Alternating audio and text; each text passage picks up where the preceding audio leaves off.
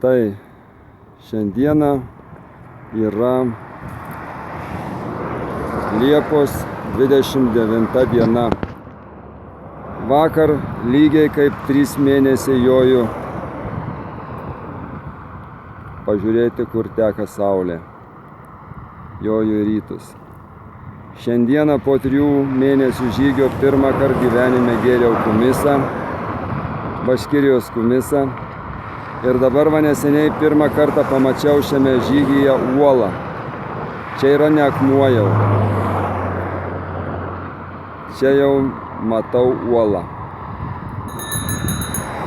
Iš žemės pradeda lįsti uolienos. Šiandien rytą ant kiemo mačiau uolą, bet maniau, kad ten taip kokia krūva betono ar ko, bet tai pasirodo, aš neapsirikau. Jau yra netoli Uralo kalnai.